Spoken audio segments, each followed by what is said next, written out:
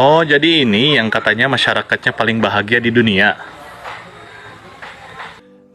Sepelan air mataku,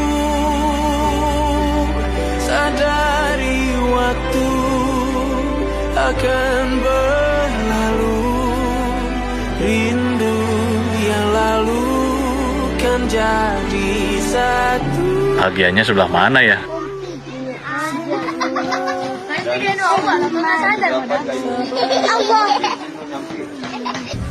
Kita bahagia ada di badai semalam.